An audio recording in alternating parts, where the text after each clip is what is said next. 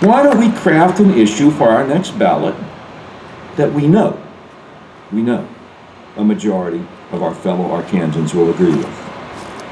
One that, say, would force child welfare workers to wear body cams in all their interactions with parents and children.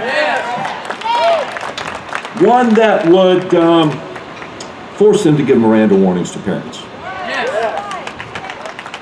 One that would force the child welfare workers to stop trying to force their way into innocent people's homes without a warrant, or even tricking them out onto the front porch.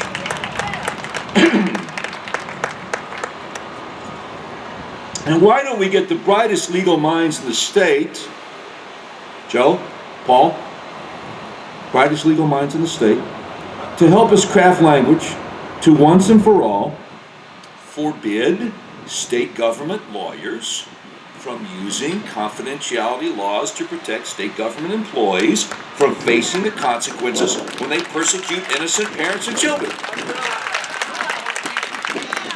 Can I do one more? I won't keep you for long. I'm going to do one more. Now, Joe referenced the Clarence Garrettson case. Clarence Garrettson of Van Buren, foster parent whose foster kids alleged that he sexually abused them in 1997, and in 2003, and in 2004, and in 2006. And DCFS found some of those claims of sexual abuse to be true, but did nothing to him. Did not refer him for prosecution. He was still an adoptive parent as of last year. It wasn't until this year when a 12-year-old girl went to the Van Buren police, and the Van Buren police, realizing that Garrettson is a long-haul trucker, so he goes across state lines.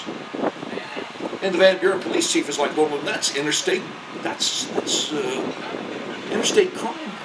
That's a federal thing. Hang on a second. I'm going to call the FBI. And the FBI's like, we'll jump right on that. It wasn't until this year that any legal action was finally taken against this serial rapist of his own foster kids. Now, folks want to know who at DHS or DCFS made the decisions through the years to allow him to continue to be a foster parent and even adopt children with no legal accountability until 19 years after the first report of abuse.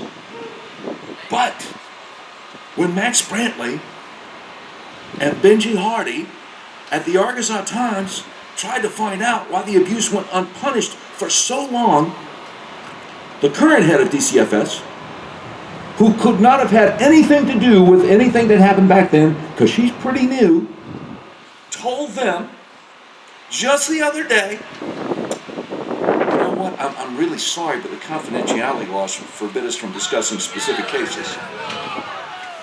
Does that sound familiar?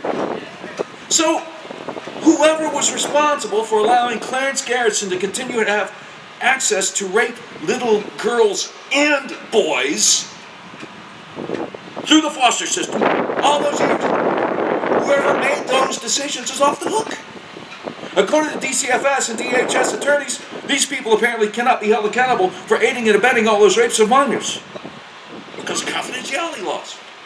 So, on this ballot initiative, why don't we make it law that the confidentiality law can no longer be used to shield government employees from leaving innocent children in situations where they know good and well, pardon me, that they are being raped and sexually abused. And let's make it retroactive. Gotta make it retroactive. So the people who enabled the monster Garrettson to continue raping those children all those years will be looking at jail time just as serious as he is. This is the natural state. So it's only natural to protect our families from the state. Let us use the ballot initiative process to demand that the government of this state respect the sanctity of the family and of the home. God bless you, and may we bless God.